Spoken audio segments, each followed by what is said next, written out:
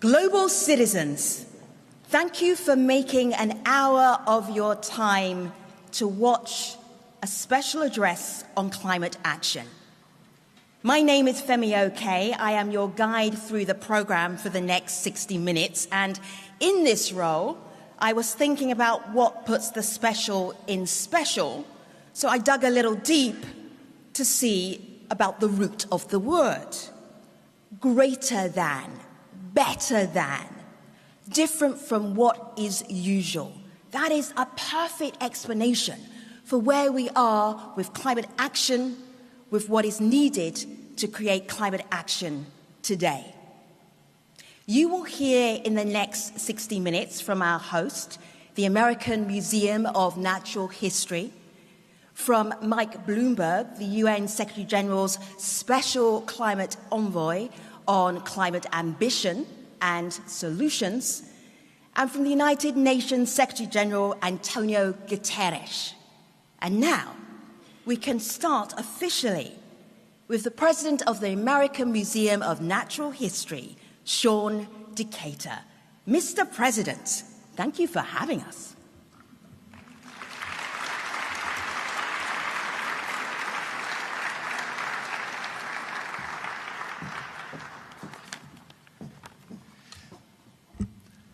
Good morning. I'd like to offer a welcome to His Excellency Antonio Guterres, Secretary General of the United Nations, the Honorable Michael Bloomberg, the Secretary General's Special Envoy for Climate Ambition and Solutions, and welcome to our distinguished guests and friends. We are in the midst of a climate crisis. That's just undeniable. The evidence is clear, but actually many of the solutions are clear as well. A much bigger difficulty is finding the will and courage to act in response to the alarm. We at the American Museum of Natural History are honored to be the site for this important address on climate action. So we share the Secretary General's sense of urgency about the need for action and to support efforts to mobilize and amplify change.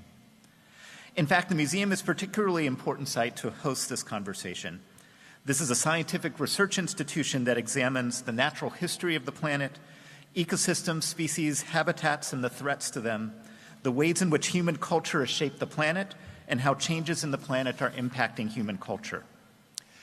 But more than that, the museum brings this science to the public through exhibitions, educational programs, and activities to expand not only scientific literacy, but the public's comfort with complexity.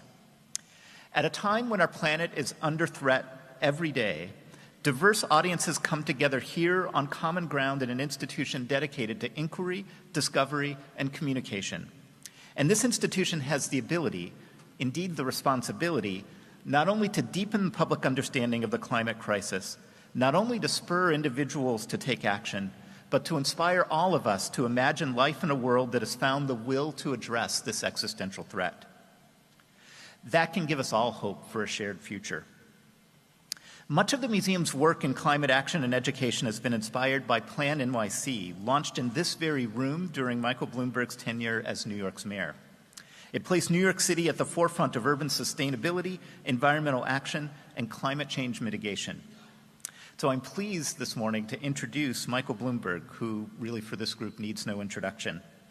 He founded and led pioneering technology powerhouse Bloomberg LP, served 3 terms as New York City mayor, one of our time's most courageous and effective leaders on public health, education, gun violence, and climate change, and is a visionary philanthropist and change agent whose Bloomberg Philanthropies has given away $17.4 billion to support all types of work in these areas.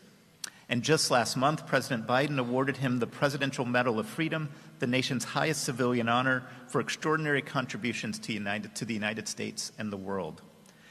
We're honored to have with us today such a powerful champion and catalyst for environmental and climate action on this stage. And so, ladies and gentlemen, the Secretary General's Special Envoy for Climate Ambition and Solutions, the Honorable Michael Bloomberg.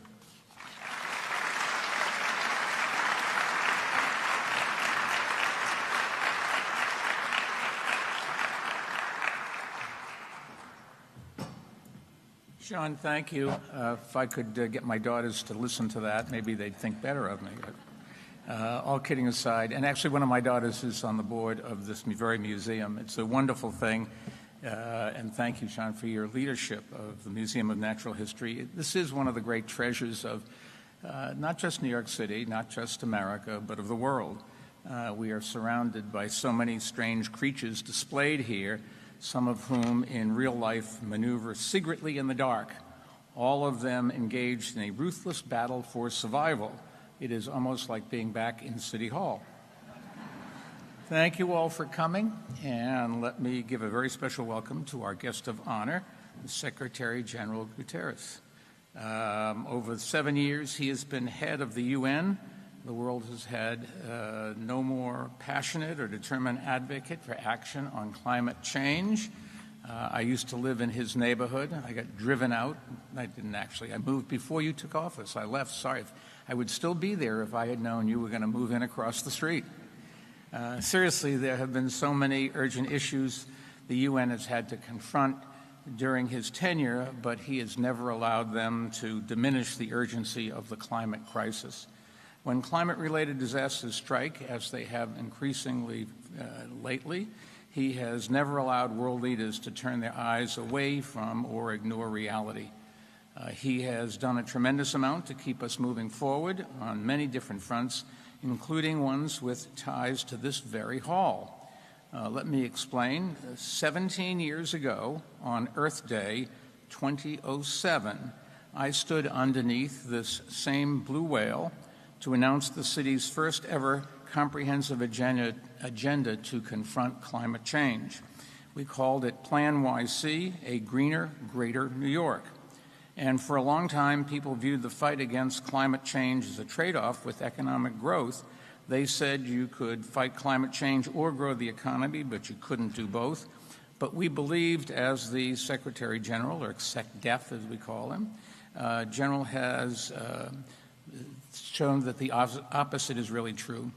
All the steps we took to fight back then, fight climate change, also made New York a better place to live, a better place to work, and a better place to visit. And that helped us attract new residents and businesses and new investment. And I'm glad to say that in just 6 years, we were able to cut the city's carbon emissions by 13%, while making the city's air cleaner than it had been in more than 50 years, while growing the economy and adding a record number of jobs. When we launched Plan NYC here in this room, climate change was largely viewed as a problem for national governments to solve. At the UN Annual Climate Conference in 2009, city leaders were stuck watching from the sidelines. But in the years that followed, while nations struggled to find consensus, cities proved that they had the will and the ability to help lead the change. At COP28 last December, cities and other subnational groups had an official role for the first time in the history of international climate talks. And that was a great step forward, and the Secretary General deserves a lot of credit for making it happen. He has long been a champion of bottom-up partnership that enlists every part of society, every level of government, and every sector of the economy. It was one of the reasons why last year's COP was the most ambitious and productive conference since Paris.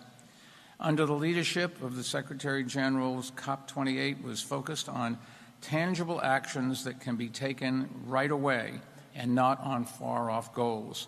And as a result, we saw important and wide-ranging agreements across many of the areas that are contributing to the crisis, from coal to methane to heavy industry to deforestation. That spirit of urgency and partnership will be essential over the next year as countries update the commitments they made under the Paris Agreement. The Secretary General has been right, urging them to aim high, and as we saw in New York City, there is every reason to do so. In addition to all the important support he's provided to cities, he has been a powerful voice for the developing countries that have contributed the least to the crisis, but now face some of the worst effects. He has been a strong advocate for multinational lenders to use their capital to help developing countries attract more private investment, and he's been equally forceful in rallying more businesses and investors to join the fight against climate change and raise their own goals for cutting emissions. Ambition is important, but we all know that action is what really matters. We really don't have any time to waste and a lot of work to do. We owe Secretary General Guterres a big thanks for all his leadership, including the moral leadership, because fighting climate change is a moral imperative that we all share. We have a responsibility to billions of people at risk today and to all the generations to come to act boldly and quickly. If you look at television every day, you will see another forest fire, another drought, another flood, another storm. You'll see people losing everything they have and many dying. We've just got to do something about this, and with his help, we can. He has been a tireless reminder to world leaders of their responsibility and fearless in calling them out when they fall short. It's an enormous, historic role, but we couldn't ask from a more capable person to fill it. It has been my pleasure to work with him in my role as Secretary, as a Special Envoy, and to call him a friend, and it's my pleasure to turn the floor over to him right now. Ladies and gentlemen, the Secretary General of the United Nations, Antonio Guterres.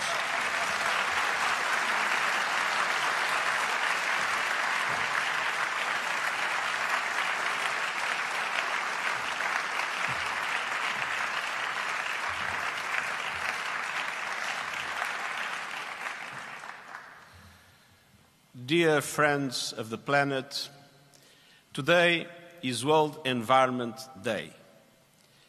It is also the day that the European Commission's Copernicus Climate Change Service officially reports May 2024 as the hottest May in recorded history.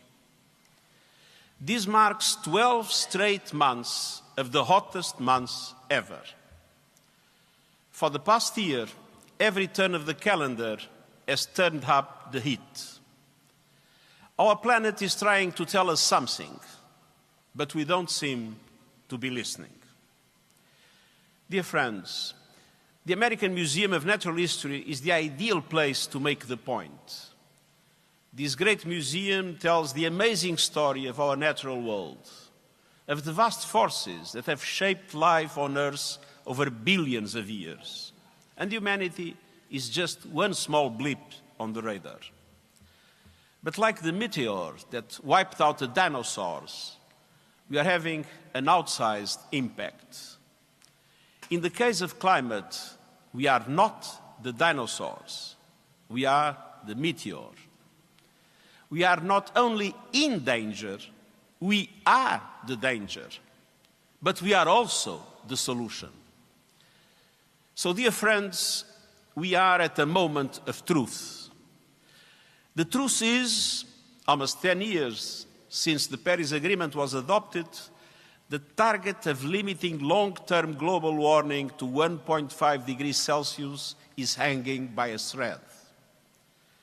The truth is, the world is spewing emissions so fast that by 2030, a far higher temperature rise would be all but guaranteed. Brand new data from leading climate scientists released today show the remaining carbon budget to limit long-term warming to 1.5 degrees is now around 200 billion tons. That is the maximum amount of carbon dioxide that the Earth's atmosphere can take if we are to have a fighting chance of staying within the limit. And the truth is, we are burning through the budget at reckless speed, spewing out around 40 billion tons of carbon dioxide a year. We can all do the math. At this rate, the entire carbon budget will be busted before 2030.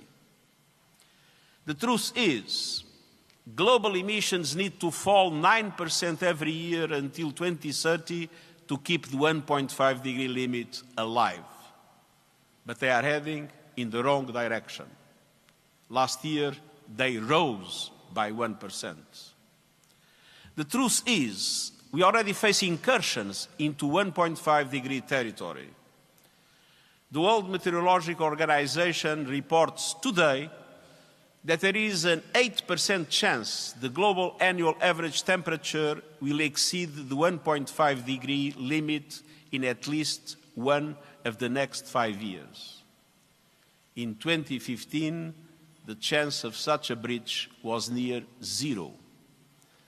And there is a 50-50 chance that the average temperature for the entire next 5-year period will be 1.5 degrees higher than pre-industrial times. We are playing Russian roulette with our planet. And we need an exit ramp off the highway to climate hell. And the truth is we have control of the wheel.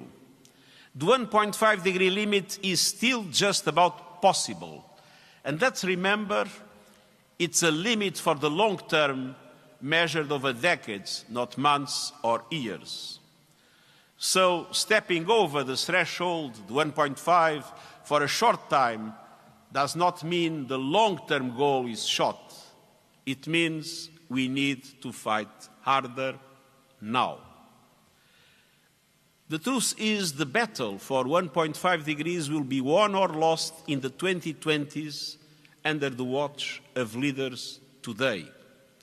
And all depends on the decisions those leaders take or fail to take, especially in the next 18 months.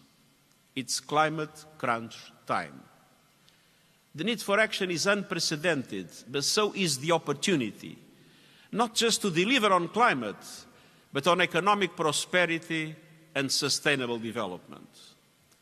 Climate action cannot be captive to geopolitical divisions.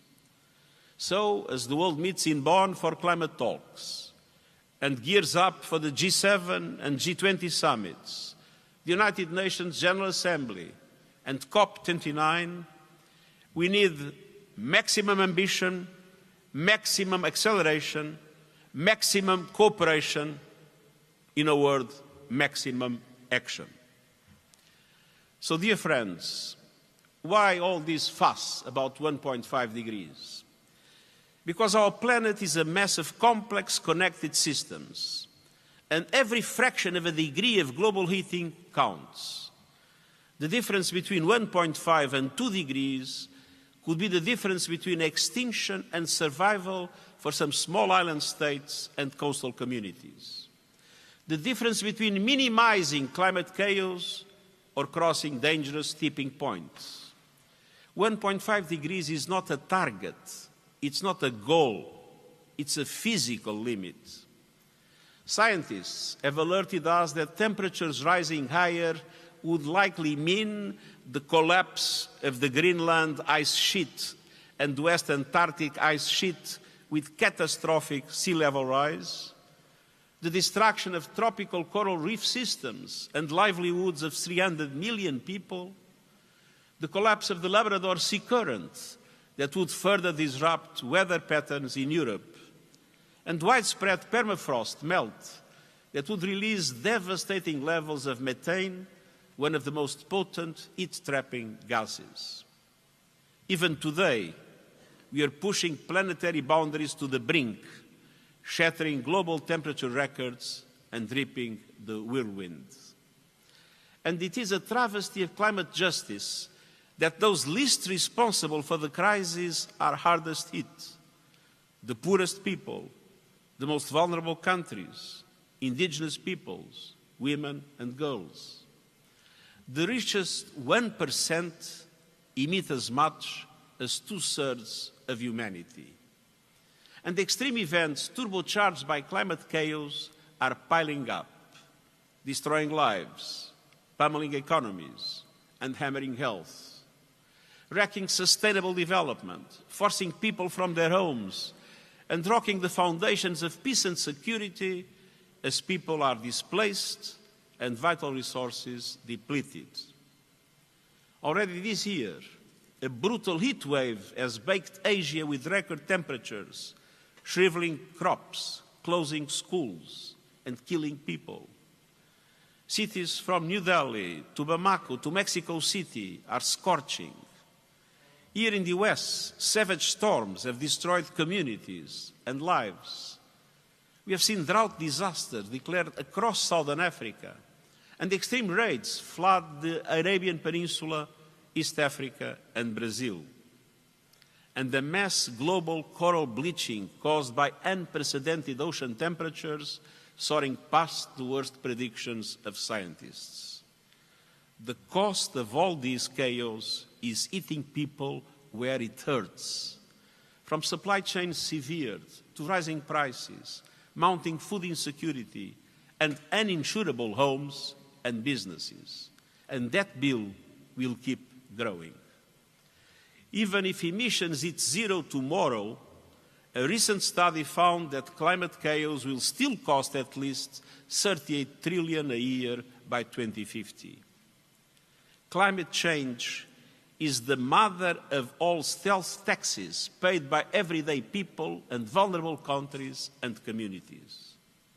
Meanwhile, the godfathers of climate chaos, the fossil fuel industry, rake in record profits and feast off trillions in taxpayer-funded subsidies. Dear friends, we have what we need to save ourselves. Our forests, our wetlands, and our oceans absorb carbon from the atmosphere. They are vital to keeping 1.5 alive or pulling us back if we do overshoot that limit. We must protect them, and we have the technologies we need to slash emissions. Renewables are booming as costs plummet and governments realize the benefits of cleaner air, good jobs, energy security, and increased access to power. Onshore wind and solar are the cheapest source of new electricity in most of the world and have been for years. Renewables already make up 30% of the world's electricity supply, and clean energy investments reached a record high last year, almost doubling in the last 10. Wind and solar are now growing faster than any electricity source in history. And economic logic makes the end of the fossil fuel age inevitable. The only questions are, will that end come in time, and will the transition be just? Dear friends, we must ensure the answer to both questions is yes. And we must secure the safest possible future for people and planet. That means taking urgent action, particularly over the next 18 months, to slash emissions, to protect people and nature for climate extremes, to boost climate finance, and to clamp down on the fossil fuel industry. Let me take each element in turn. First, huge cuts in emissions led by the huge emitters. The G20 countries produce 80% of global emissions. They have the responsibility and the capacity to be out in front. Advanced G20 economies should go furthest, fastest, and show climate solidarity by providing technological and financial support to emerging G20 economies and other developing countries. Next year, governments must submit so-called national determined contributions, in other words, national climate action plans. And these will determine emissions for the coming years. At COP28, countries agreed to align those plans with the 1.5-degree limit. But these national plans must include absolute emission reduction targets for 2030 and 2035. They must cover all sectors, all greenhouse gases, and the whole economy. And they must show how countries will contribute to the global transitions essential to 1.5 degrees, putting us on a path to global net zero by 2050, to phase out fossil fuels, and to hit global milestones along the way, year after year and decade after decade.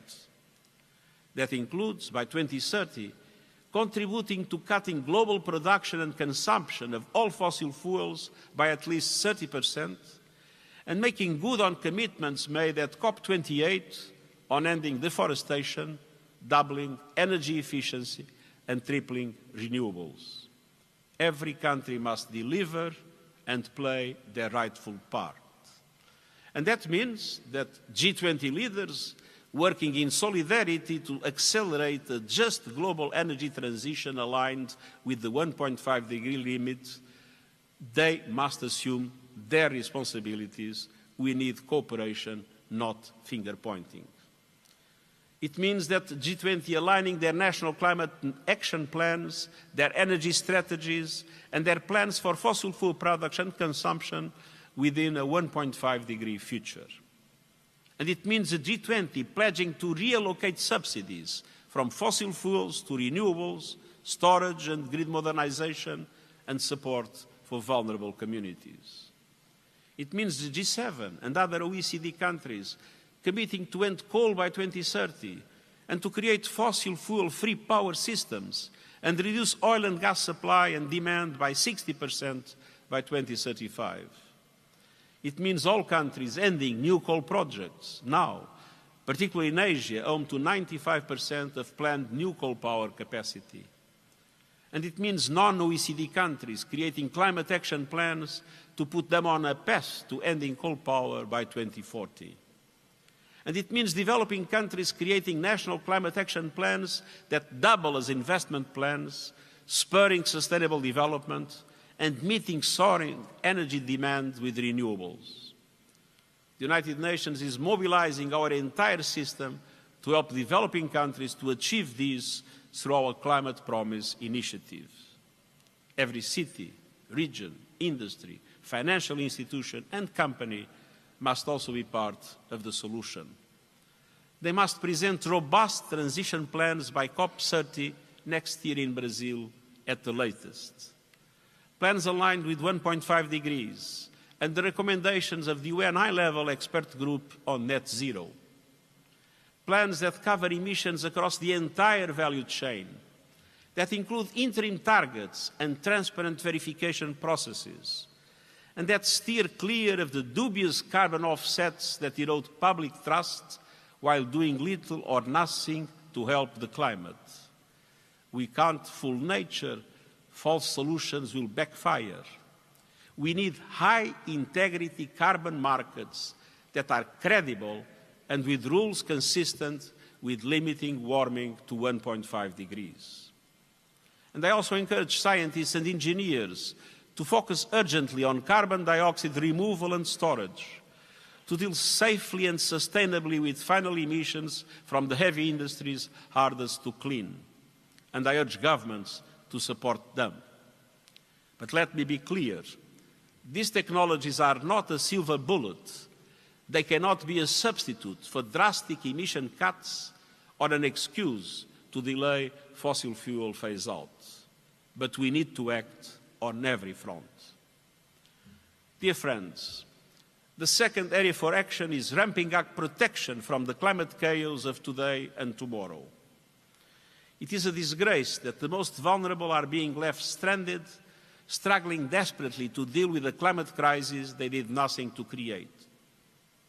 We cannot accept a future where the rich are protected in air-conditioned bubbles while the rest of humanity is lashed by lethal weather in unlivable lands. We must safeguard people and economies. Every person on Earth must be protected by an early warning system by 2027. And I urge all partners to boost support for the United Nations Early Warnings for All Action Plan. In April, the G7 launched the Adaptation Accelerator Hub. By COP29, this initiative must be translated into concrete action to support developing countries in creating adaptation investment plans and putting them into practice. And I urge all countries to set up their adaptation and investment needs clearly in their new national climate plans. But change on the ground depends on money on the table. For every dollar needed to adapt to extreme weather, only about 5 cents is available. At the first step, all developed countries must honor their commitment to double adaptation finance to at least $40 billion a year by 2025. And they must set out a clear plan to close the adaptation finance gap by COP29 in November. But we also need more fundamental reform. And that leads me on to my third point, finance. Dear friends, if money makes the world go round, today's unequal financial flows are sending us spinning towards disaster. The global financial system must be part of the climate solution. Eye-watering debt repayments are drying up funds for climate action. Extortion-level capital costs are putting renewables virtually out of reach for most developing and emerging economies. Astoundingly, and despite the renewables boom of recent years, clean energy investments in developing and emerging economies outside of China have been stuck at the same levels since 2015. Last year, just 15% of new clean energy investments went to emerging markets and developing economies outside China, countries representing nearly 2/3 of the world's population. And Africa was home to less than 1% of last year's renewables installations, despite its wealth of natural resources and vast renewables potential. The International Energy Agency reports that clean energy investments in developing and emerging economies beyond China need to reach up to $1.7 trillion a year by the early 2030s. In short, we need a massive expansion of affordable public and private finance to fuel ambitious new climate plans and deliver clean, affordable energy for all. The September Summit of the Future is an opportunity to push reform of the international financial architecture and action on debt. And I urge countries to take it. And I urge G7 and G20 summits to commit to using their influence within multilateral development banks to make them better, bigger, and bolder, and able to leverage far more private finance at reasonable cost. Countries must make significant contributions to the new Loss and Damage Fund and ensure that it is open for business by COP29. And they must come together to secure a strong finance outcome from COP this year, one that builds trust and confidence, catalyzes the trillions needed, and generates momentum for reform of the international financial architecture. But none of these will be enough without new, innovative sources of funds. It's time to put an effective price on carbon and tax the windfall profits of fossil fuel companies.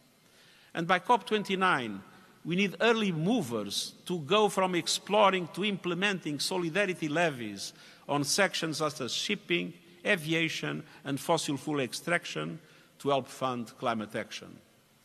This should be scalable, fair, and easy to collect and administer. And none of this is charity.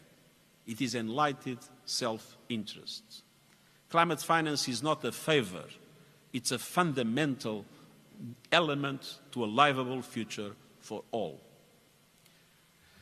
Dear friends, fourth and finally, we must directly confront those in the fossil fuel industry who have shown relentless zeal for obstructing progress over decades. Billions of dollars have been thrown at distorting the truth, deceiving the public, and sowing doubt. And I thank the academics and the activists, the journalists and the whistleblowers who have exposed those tactics, often at great personal and professional risk. And I call on leaders in the fossil fuel industry to understand that if you are not in the fast lane to clean energy transformation, you are driving your business into a dead end and taking us all with you. Last year, the oil and gas industry invested a measly 2.5% of its total capital spending on clean energy. Doubling down on fossil fuels in the 21st century is like doubling down on horseshoes and carriage wheels in the 19th. So, to fossil fuel executives, I say, your massive profits give you the chance to lead the energy transition. Don't miss it. And financial institutions are also critical because money talks. It must be a voice for change. And I urge financial institutions to stop bankrolling fossil fuel destruction and start investing in a global renewables revolution. To present public, credible and detailed plans to transition from fossil fuels to clean energy with clear targets for 2025 and 2030. And to disclose your climate risks, both physical and transitional, to your shareholders and regulators. Ultimately, such disclosure should be mandatory. Dear friends, many in the fossil fuel industry have shamelessly greenwashed, even as they have sought to delay climate action with lobbying, legal threats, and massive ad campaigns. And they have been aided and abetted by advertising and PR companies. Mad Men, remember the TV series, Fueling the Madness. I call on these companies to stop acting as enablers of planetary destruction.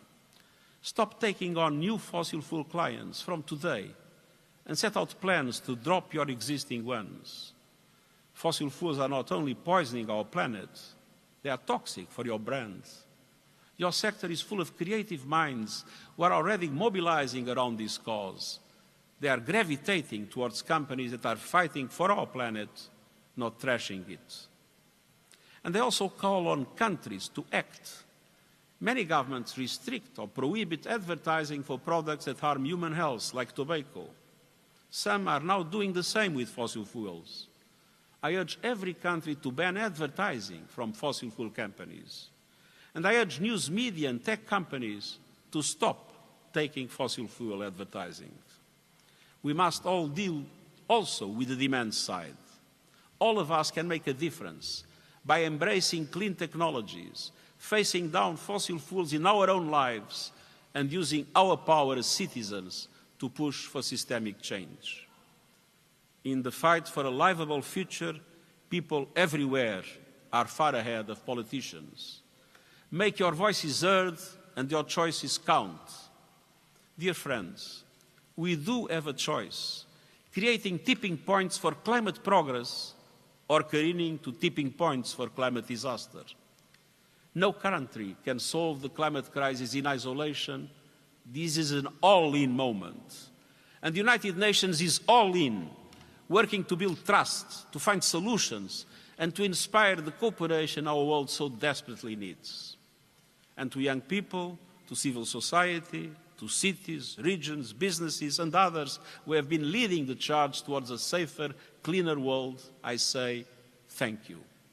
You are on the right side of history. You speak for the majority. Keep it up. Don't lose courage. Don't lose hope. It is we the peoples versus the polluters and the profiteers. Together we can win. But it's time for leaders to decide whose side they're on. Tomorrow it will be too late. Now is the time to mobilize. Now is the time to act. Now is the time to deliver. This is our moment of truth, and I thank you.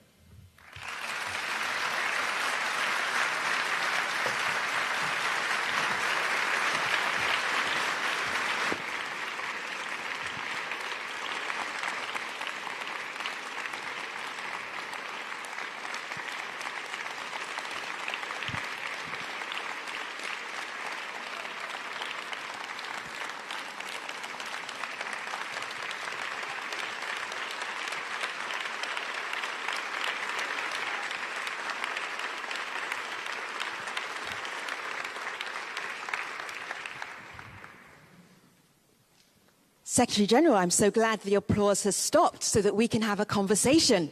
I was a little worried it would take the rest of the hour. It is so good to see you. You have made more than 100 speeches and addresses about climate action.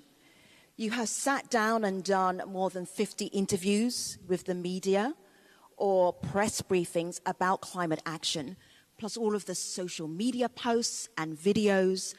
What distinguishes the address that you just delivered from all of the others? I think that what distinguishes this address is the recognition that we are really in a moment of truth. And now there is no time to lose. As I was speaking, 3 reports were published today. One of the reports gives a clear indication that we'll very likely have overshooting in relation to the 1.5 degrees in the years ahead. It's not a tragedy, because the 1.5 degrees is seen as an objective, as a long-term objective, and is a limit that we need to respect until the end of the century. But this is a very, very strong alert. It's the first time that is said by a scientific institution that the risk of overshooting is now very high in the next few years. And we need to act fast to make sure that if there is an overshooting, we recover quickly. Second, a clear indication that we had the last 12 months, months after months, the hottest months in history, which shows that we are really coming to the moment of truth. And finally, the indication by scientists that we are very close to some tipping points. I mentioned 5 of the tipping points we are getting very close to. The risk of it can last for a long period, and if we act, even if there is an irreversible tipping point, if we act effectively, we can prolong it for more than 1,000 years. But there is a risk of reaching a tipping point in relation to the melting of Greenland, of West Antarctica, in relation to the coral reefs in the large part of the Earth or of the oceans, a serious risk in relation to permafrost and to what we are already witnessing in, namely, the Arctic areas, and a huge risk about the Labrador current. And we all know the impact that it would have in relation to the weather in Europe. So we are getting very close to these tipping points, which means very close to a moment in which there will be an acceleration much faster than everything we have witnessed until now, because there is an effect in which those tipping points have that power of acceleration. And so this is a moment in which it's with the COP coming, and then the COP in Brazil in the next year, with key decisions to be made, and with countries now preparing the so-called national determined contributions. This is the moment in which the key decisions must be made. And that is what makes different the intervention I made today. We have no more time to lose. You are very direct about your feelings about the fossil fuel industry. You call them the godfathers of climate chaos. Your potent call to action regarding the fossil fuel industry is sponsorship. Ads do not pay for them if they come from the fossil fuel industry. Why are you calling for that very direct action now? Because I think the fossil fuel industry has an historic opportunity. They are having record profits. And they can lead the renewables transition. They can be the massive investors in the new forms of energy. And if they are the massive investors in the new forms of energy, they will keep the leadership in energy that they have today. If they double down on what they do today, and I've just said that only 2.5% of their investment goes to renewables, sooner or later, that is inevitable, their business model will be outdated. So I think this is also an opportunity for the fossil fuel industry to understand that they must take the huge resources that they manage, they take them to make them the leaders of the renewables transition, guaranteeing that they will go on in the decades to come to be leaders in the global energy sectors in the world. Secretary General, there is this conflict of interest between making money for the fossil fuel industry and being good stewards of the planet Earth. How much empathy do you have for nations and communities who are driven by the money they make from the fossil fuel industry? Their economies rely on fossil fuels. If you notice what I said that we need a transition, but we need a just transition. And obviously, we cannot treat everybody in the same way. It is clear that for some, namely developing countries that rely a lot in the fossil fuel industry, we need to have very important programs of support in order to help them do their own transition. But that is a responsibility that developed countries have in order to make sure that transition is just. And it's not only a question of countries, it's a question of people that work in the sector. There will be, whenever there is a technological revolution, and we are witnessing that technological revolution in energy as in artificial intelligence. Whenever there is a technological revolution in the world, in the times that follow, we have a massive acceleration of economic growth and economic development. But there is people that lags behind, because that revolution does not treat equally everybody. So we need at the same time to accelerate that transition that is essential, but at the same time to establish the programs, social programs of different nature, regional programs and programs of support to the countries impacted in order to be able for them to adapt to the new situation and not to be lagging behind in a very dramatic situation. I am going to share this conversation with you, with many of the people around the world who wanted to ask you questions as well. One from Instagram. Developed nations investing in green technology, what should they be doing to help the developing nations who are, many of them, suffering or seeing the cause of climate change greater than in the developed nations? How can that technology help those two different areas? I think it is absolutely essential to have a huge acceleration on support to adaptation. And support to adaptation, especially in developing countries that are dramatically impacted.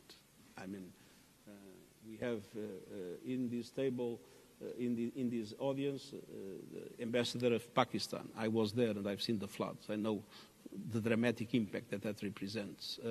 I was in Nepal and I see how the glaciers are melting at record speed, devastating communities in a tragic way. So it is clear that we need a massive investment in adaptation. It is clear that adaptation finance must grow in a very meaningful way, and multilateral development banks need to put a much larger share of their capacity on that. But it is true that the problem is not only money. It's a problem of organization, it's a problem of technology. So it is essential that countries that have problems with the impacts of climate change develop their own plans, but it is essential that developed countries provide them with the technologies that are necessary for the best use of those investments to protect their populations and their economies. Eloise Ferreira wanted to ask you this question, and it was really thinking about Hurricane Otis in Acapulco in Mexico, major hurricane damage. What would you advise for governments and areas, regions that are on the coast about how to be ready for perhaps a very devastating hurricane season that's coming up? What is the preparedness they should be doing now beyond early warning? Well, there are a number of investments that can be done to minimize the impact of such impacts, of such hurricanes. I've recently visited some islands in the Caribbean where they have had different works of protection of the coast, I've seen also in the Caribbean different examples of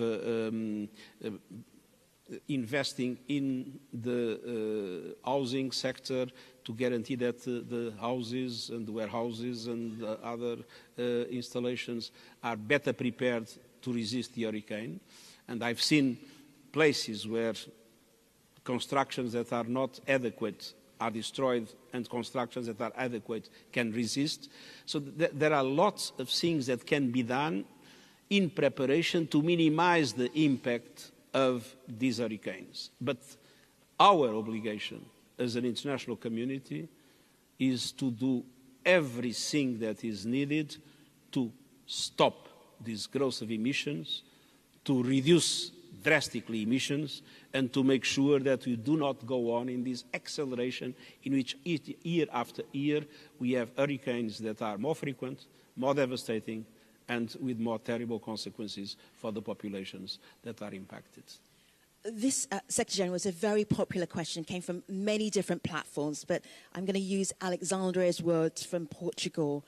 How can we do more to engage in climate action as individuals, and then how can NGOs be part of a climate action alliance? Well, first of all, individuals have the right to vote. It's good to exercise the right to vote in line to objectives of climate action. Individuals can organize themselves in different ways and can use social media platforms in a very effective way. We have seen how sometimes one individual can have a global impact just with a smart use of social media platforms. And then they can come together and build a strong civil society with the non-governmental organizations that are in the front line, that are already today in the front line in different aspects, supporting communities, namely in adaptation, but also raising their voices and being strong lobbyists in favor of climate action and in favor of all the reforms that are necessary in order to make sure that we stop this running into hell in which we are at the present time. I know you've met many young climate activists and many young people who are really passionate about making sure that 1.5, we stay below 1.5. How do you balance your message between scaring us, like this has to happen now, there's an urgency, and then understanding that there are many people who have climate anxiety? So for instance, with your special address, was it 50% fear, 50% inspiration? No, let's be clear. We are in trouble, but we have the solution to solve the problem. And I mean, the technological evolution is absolutely amazing. If you see what's happening in renewables and the reduction of the cost of renewables is absolutely amazing. I mean, artificial intelligence can become an extremely important instrument in relation to increasing our potential to fight climate change. We see how efficiency can be gained in different productive sectors, reducing emissions. I mean, we see news about what is being prepared in the maritime sector or in aviation. I mean, there is movement, there is will and capacity by many. What is lacking is essential political will and the capacity to face vested interests and not to abide by their pressure. So, Secretary General, if I may say this, you are a very tough taskmaster, because usually in an address there might be one call to action, one ask. You lined up 33. It's a lot. It's a transformation of society, and it's a transformation of policy, and it is a real redesign of the priorities that we see in today's world. Unfortunately, climate change has been victim of a diversion of attention of public opinions, of governments and of media because of the horrible conflicts we are witnessing. And we cannot let those horrible conflicts that need to be solved, we cannot let them distract us from what is the existential threat of our times for humankind, and that is climate change. And so, with all the problems we face, with all the difficulties we have, with all the conflicts, the divisions, the geopolitical problem, with all that, we need to say clearly, the existential problem of our times is climate change. And climate change must be, independently of everything else, a first priority we cannot put aside. If we were going to give everybody who's watching this address, whenever they are watching it, an assignment that is manageable, would you say go off and do all 33? Or would you say go and do 5, go and do 1? What do we leave our audience with? I didn't understand your question. Can you? Your 33 calls to action. Yes. Shall we start with 1 or 5? How do we do that? What is manageable? Everything is manageable. It's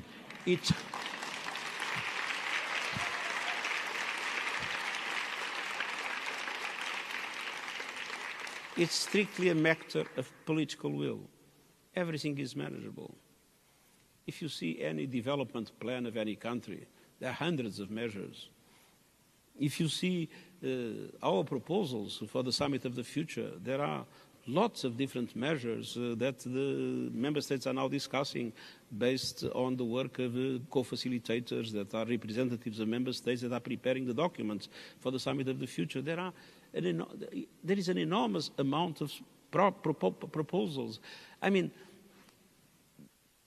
there is an element of complexity in today's world. Everything is interlinked. There is not an easy solution.